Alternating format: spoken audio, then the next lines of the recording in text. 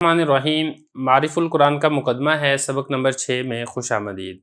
گزشتہ سبق کے اندر ہم نے شان نزول کے بارے میں پڑھا تھا اور قرآن مجید کو جو تدریجاً تھوڑا تھوڑا کر کے نازل کیا گیا تھا اس کی کیا حکمت تھی ہم نے اس کو سمجھا تھا۔ آج کے اس سبق کے اندر ہم قرآن مجید کی جو 7 مختلف قراتیں ہیں ان کے بارے میں تھوڑی سی وضاحت کو سمجھیں گے۔ دیکھیں، اللہ تعالیٰ نے اس امت محمدیہ پر آسانی پیدا کرنے کے لیے یہ سہولت عطا فرمائی ہے کہ قرآن مجید کے الفاظ کو مختلف طریقوں سے پڑھنے کی اجازت دی ہے، کیونکہ بعض اوقات کوئی شخص ایک لفظ کو صحیح طریقے سے نہیں پڑھ سکتا، دوسرے طریقے سے پڑھ سکتا ہے، تو اس لیے اجازت دی گئی ہے کہ قرآن مجید کو چند مختلف طریقوں سے پڑھا جا سکتا ہے۔ صحیح مسلم کی ایک حدیث ہے کہ نبی کریم صلی اللہ علیہ وسلم ایک مرتبہ بنو غفار کے تالاب کے پاس تشریف فرما تھے کہ حضرت جبرائیل علیہ السلام آگے، اور انہوں نے فرمایا کہ اللہ تعالیٰ نے آپ کو حکم دیا ہے کہ آپ اپنی امت کو حکم دے کہ وہ قرآن کو ایک ہی حرف پر پڑھے، مطلب ایک ہی طریقے پر پڑھے۔ تو آپ صلی اللہ علیہ وسلم نے فرمایا کہ میں اللہ تعالیٰ سے اس کی معافی اور مغفرت طلب کرتا ہوں، میری امت میں اس کی طاقت نہیں ہے۔ پھر حضرت جبرائیل علیہ السلام دوبارہ آپ صلی اللہ علیہ وسلم کے پاس تشریف لائے ہیں اور فرمایا کہ اللہ تعالیٰ نے حکم دیا ہے کہ آپ صلی اللہ علیہ وسلم کی امت قرآن کریم کو 2 حرفوں پر پڑھے۔ تو آپ صلی اللہ علیہ وسلم نے دوبارہ ارشاد فرمایا کہ میں اللہ تعالیٰ سے اس سے معافی اور مغفرت طلب کرتا ہوں، میری امت میں اس کی طاقت نہیں ہے۔ پھر وہ تیسری مرتبہ آئے ہیں اور فرمایا کہ اللہ تعالیٰ نے آپ کو حکم دیا ہے کہ آپ کی امت قرآن مجید کو 3 حرفوں پر پڑھے۔ تو نبی کریم صلی اللہ علیہ وسلم نے پھر فرمایا کہ میں اللہ تعالیٰ سے معافی اور مغفرت چاہتا ہوں، میری امت میں اس کی بھی طاقت نہیں ہے۔ پھر وہ چوتھی مرتبہ حضرت جبرائیل علیہ السلام تشریف لائے ہیں اور فرمایا کہ اللہ تعالیٰ نے آپ کو حکم دیا ہے کہ آپ کی امت قرآن مجید کو 7 حروف پر پڑھے، پس وہ ان میں سے جس حرف پر بھی پڑھیں گے ان کی قرات یہ درست ہوگی۔ تو خلاصہ یہ ہے کہ اس حدیث سے یہ معلوم ہوا کہ قرآن مجید کو 7 حرف پر پڑھا جا سکتا ہے۔ اب 7 حرف سے کیا مراد ہے؟ تو دیکھیں، 7 حرف سے مراد ہے 7 مختلف نوعیتیں، 7 مختلف طریقے ہیں جس سے اس قرآن مجید کو پڑھا جا سکتا ہے۔ چنانچہ ایک اور حدیث میں نبی کریم صلی اللہ علیہ وسلم کا ارشاد مبارک ہے، ان ھذا القرآن انزل علی 7 احرف فقرؤوا ما تیسر منہ، یہ قرآن 7 حروف پر نازل کیا گیا ہے، پس ان میں سے جو تمہارے لیے آسان ہو اس طریقے سے تم اس کو پڑھ لو۔ تو نبی کریم صلی اللہ علیہ وسلم کے اس ارشاد 7 حروف سے کیا مراد ہے، اس میں اصل میں علماء کا اختلاف ہے، مختلف اقوال ہیں، لیکن جو محقق علماء ہیں ان کے نزدیک راجح مطلب یہ ہے کہ قرآن مجید کی جو قراتیں اللہ تعالیٰ کی جانب سے نازل ہوئی ہیں اس میں جو باہمی اختلاف ہے ان قراتوں میں، وہ کل 7 نوعیتوں پر مشتمل ہے۔ 7 مختلف طریقوں سے ان قراتوں کے اندر اختلاف کیا گیا ہے۔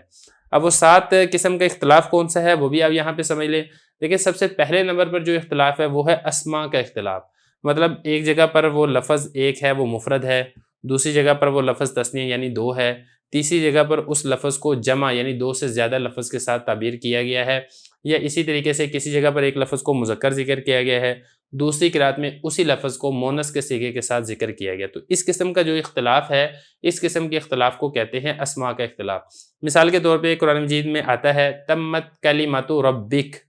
ایک قرات میں تمت کلمۃ ربک ہے یعنی واحد کے ساتھ، دوسری قرات میں ہے تمت کلمات ربک۔ اب یہ جو کلمات ہے یہ کلمت کی جمع ہے، تو دیکھیں ایک میں واحد اور ایک میں جمع ہے، تو ایک قسم کا یہ والا اختلاف ہے۔ دوسری قسم کا جو اختلاف ہے قراتوں میں وہ اختلاف ہے افعال کا اختلاف۔ مثال کے طور پہ کوئی قرات ہے اس کے اندر جو فعل آیا ہے وہ فعل ماضی ہے،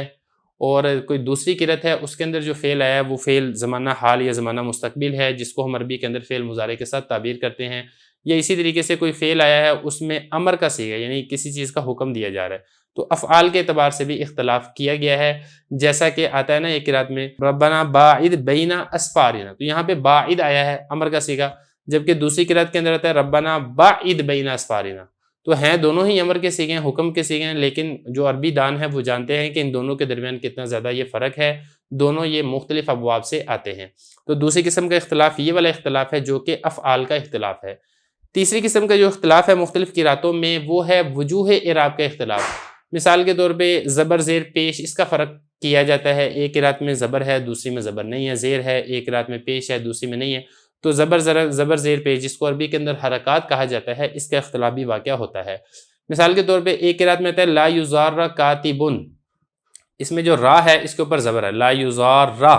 جبکہ ایک دوسری قرات ہے اس قرات میں ہے لا یزار رو، را کے اوپر پیش پڑا گیا ہے۔ اور اسی طریقے سے ایک قرات کے اندر آتا ہے ذو العرش المجید، اور ایک قرات میں آتا ہے ذو العرش المجید، تو یہاں پہ دیکھیں پیش اور زیر کا یہ فرق ہے۔ تو یہ ایک تیسری قسم کا اختلاف ہے جو کہ اعراب کی صورت میں مختلف قراتوں میں کیا گیا ہے۔ اسی طریقے سے الفاظ کی کمی بیشی کا اختلاف یہ بھی واقع ہوتا ہے، یہ چوتھی قسم کا اختلاف ہے۔ مثلا ایک قرات کے اندر ایک لفظ کم ہے، دوسری میں کوئی لفظ زیادہ ہے، جیسا کہ مثال کے طور پہ ایک قرات میں آتا ہے تجری من تحتها الانہار، تو یہاں پہ من ہے، جبکہ دوسری قرات کے اندر آتا ہے تجری تحتها الانہار، یہاں پہ من نہیں ہے۔ تو یہاں پر یہ دیکھیں الفاظ کی کمی بیشی کا اختلاف ہے۔ 4 ہو گئے۔ نمبر 5، تقدیم و تاخیر کا اختلاف، یہ بھی مختلف قراتوں کے اندر کیا گیا ہے۔ مثال کے طور پہ کسی قرات میں کوئی لفظ پہلے ہے، دوسری قرات میں وہی لفظ بعد میں ہے، ایسا بھی واقعہ ہوتا ہے۔ جیسا کہ ایک قرات ہے نا، اس میں آتا ہے وجاءت سکرۃ الموت بالحق، جو ہم قرات پڑھتے ہیں، جبکہ ایک دوسری قرات کے اندر کیسے ہے وجاءت سکرۃ الحق بالموت، تو ایک میں حق پہلے ہے اور موت بعد میں ہے، اور ایک میں موت پہلے ہے اور حق بعد میں۔ 6ٹھی قسم کا اختلاف ہے بدلیت کا اختلاف۔ مثال کے طور پہ ایک قرات میں ایک لفظ ہے، دوسری قرات میں وہ لفظ نہیں ہے بلکہ اس کی جگہ پر کوئی اور لفظ یہ استعمال کیا گیا ہے، جیسا کہ مثال کے طور پہ قرآن میں آتا ہے نن شزوہا